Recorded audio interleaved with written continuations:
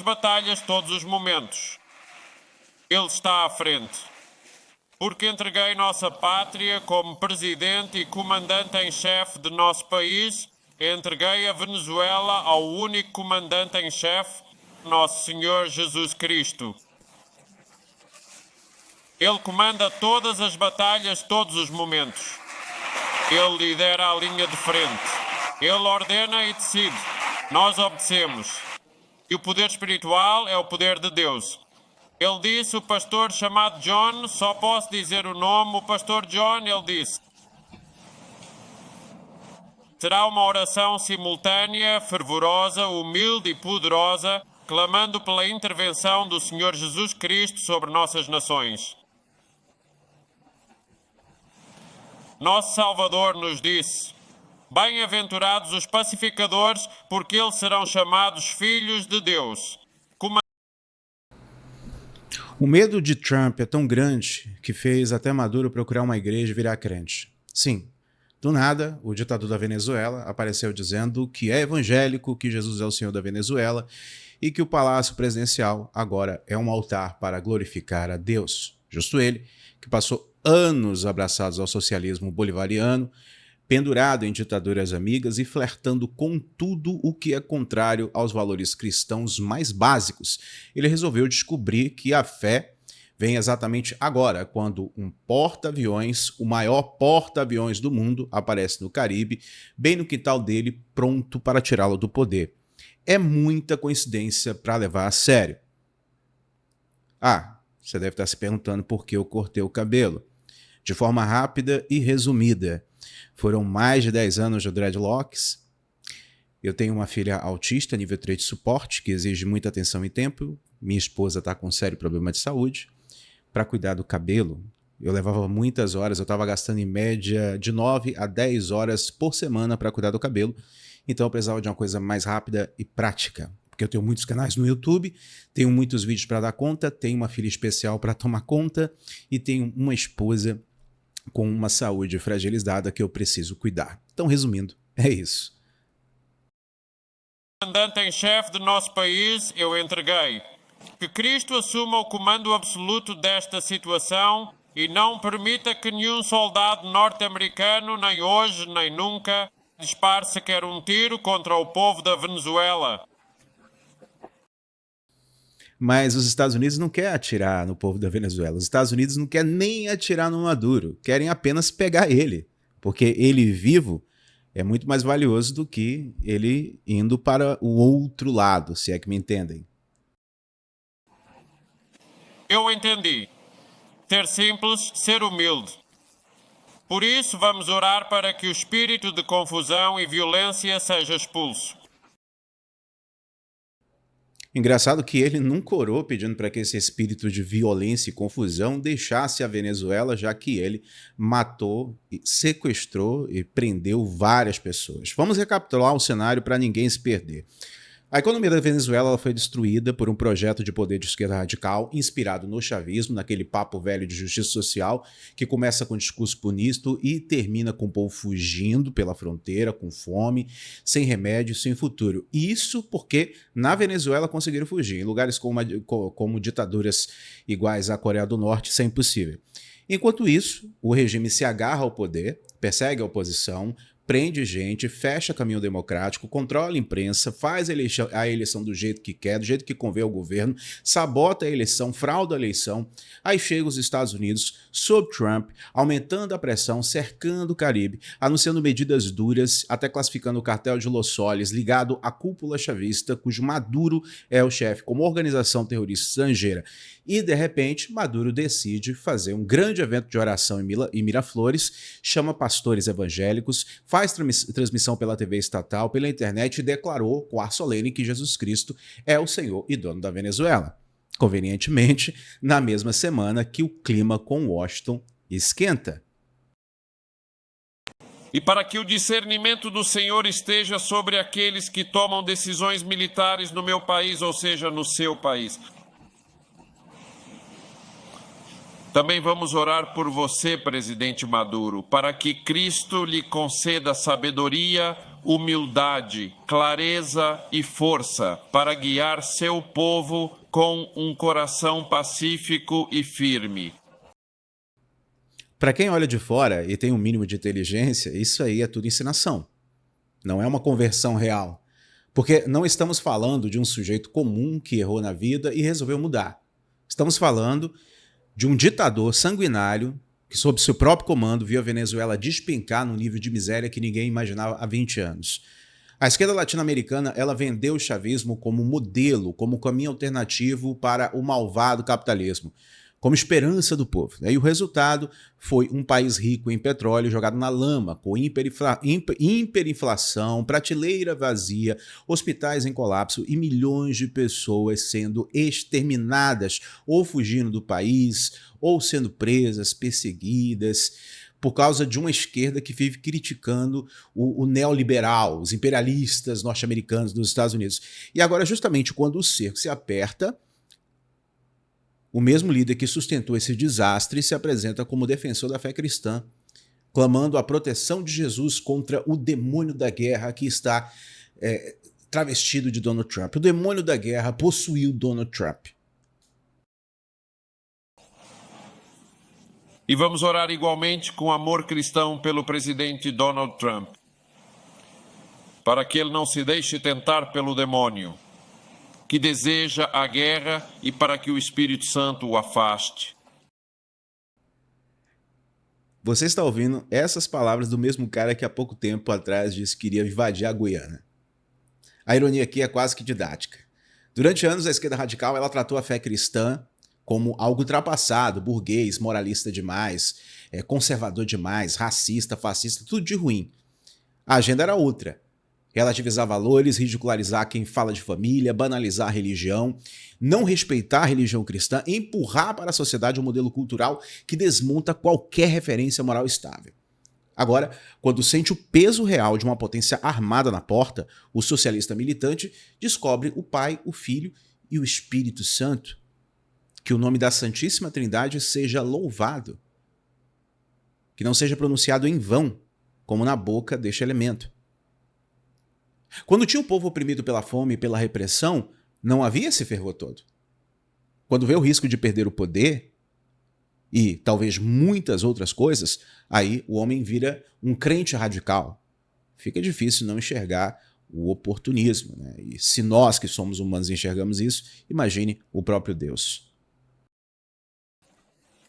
Amém. Que o afaste de toda sombra e o conduza à misericórdia, à verdade e à paz. É simples de entender. Estamos aqui nesta igreja em oração e somos gratos a vocês porque essas orações chegam até nós, essas bênçãos chegam até nós. E não só hoje, elas chegam sempre. Vocês sabem que nós sempre ouvimos e devem ter escutado pelo mundo afora muita gente refletindo e dizendo: o que está acontecendo na Venezuela? Eu imagino a expressão de Donald Trump, Marco Rubio, vendo essas imagens. Mais curioso ainda é ver a esquerda tentando encaixar isso tudo numa narrativa onde Jesus seria, no fundo, um grande aliado ideológico deles. Sempre aparece alguém dizendo que Jesus era socialista, que Jesus era comunista, que Jesus estava do lado dos oprimidos, logo ele é da esquerda. É uma apropriação bem conveniente. Pega a figura mais importante do cristianismo, esvazia o conteúdo espiritual dela, ignoram tudo que Jesus disse sobre arrependimento, pecado, juízo, obediência a Deus e reduzem a mensagem dele a uma espécie de panfleto de luta de classes. É quase uma reedição barata da velha teologia da libertação. Aquela mistura de marxismo com Bíblia que já fez estrago suficiente na América Latina. Como é possível que a Venezuela, sendo um país sitiado, bloqueado, ameaçado, agredido, tenha um povo que continua lutando, continua de pé, continua trabalhando e ainda seja um país tão próspero como é o nosso Venezuela?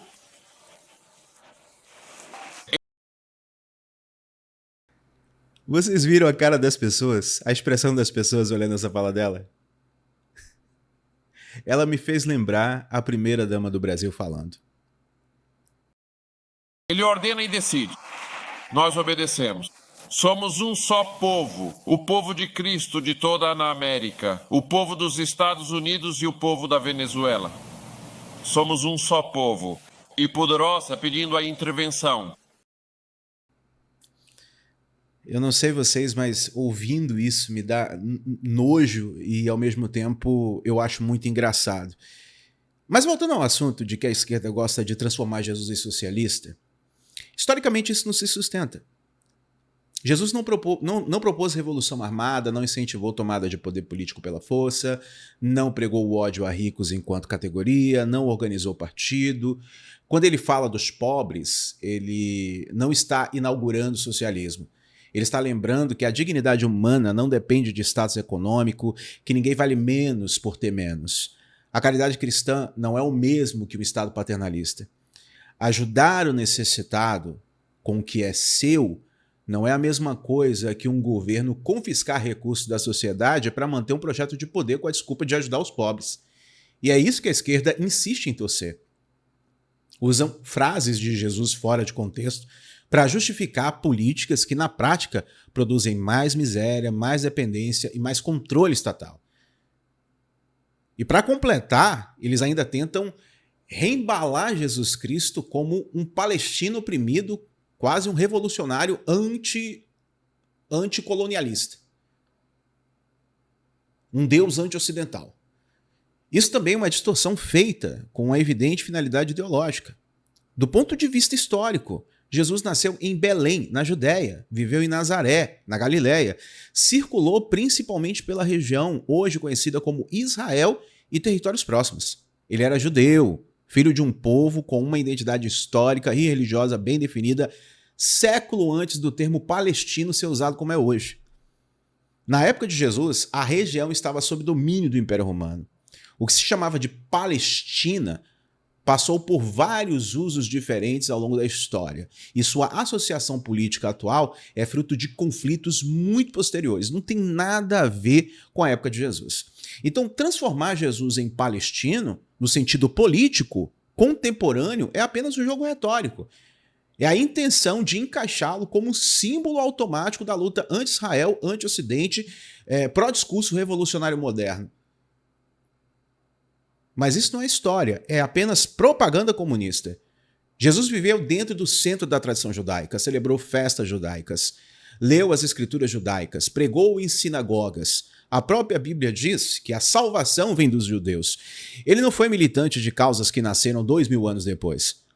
Então, usar o nome dele para legitimar qualquer lado, seja em conflitos geopolíticos, seja em guerra ideológica de esquerda, é expropriar sua figura como para uma agenda que não existia quando ele caminhou na Terra antes da sua morte e ressurreição.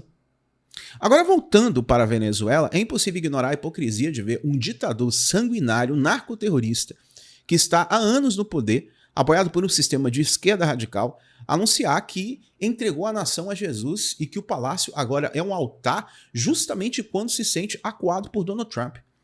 Se essa suposta fé fosse realmente séria, o mínimo esperado de uma pessoa verdadeiramente arrependida seria um gesto concreto. Soltar presos políticos, permitir eleições limpas, desmontar completamente o aparato repressivo, assumir a responsabilidade pelo desastre econômico, começar a reparar o mal feito, ou seja, demonstrar arrependimento genuíno. Em vez disso, o que se vê é o mesmo regime, a mesma estrutura, o mesmo controle, só que com uma camada de discurso religioso por cima.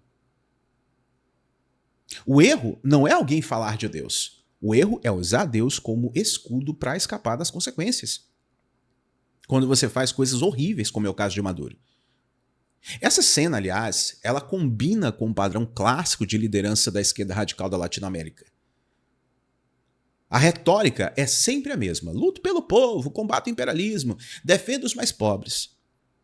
Na prática, concentra poder, enfraquece instituições, transformam o Estado em extensão do partido, perseguem quem discorda, fazem propaganda pesada, controlam narrativas. Cuba, Nicarágua, Venezuela, o roteiro é muito parecido. Quando as coisas começam a desandar, não é raro recorrerem a símbolos religiosos ou culturais para tentar segurar a legitimidade. O problema é que há um povo sofrendo no meio disso tudo. A fé simples de muita gente acaba sendo manipulada por líderes que, no fundo, estão preocupados com uma única coisa: não largar o poder. O episódio de Maduro cantando Imagine, de John Lennon, e depois declarando radical fé cristã, é quase que o resumo do caos ideológico dessa gente. Numa hora, ele exalta uma música que fala de um mundo sem países, sem religião, sem céu, sem inferno, toda aquela utopia ingênua que agrada o socialista de auditório, e na outra aparece rodeado de pastores dizendo que Jesus governa a Venezuela e que Miraflores agora é uma grande igreja. Como confiar em alguém que muda de símbolo conforme a conveniência do momento? A impressão é de que, para ele, tanto faz Sileno ou o Evangelho de Cristo vão ser usados, desde que ajude a escapar de Trump a continuar, desde que ajude ele a escapar de Donald Trump, o que eu acho praticamente impossível de acontecer. Mas eu quero saber a sua opinião aí nos comentários. Se gostou do conteúdo, deixa o like, compartilha. Espero você no próximo encontro.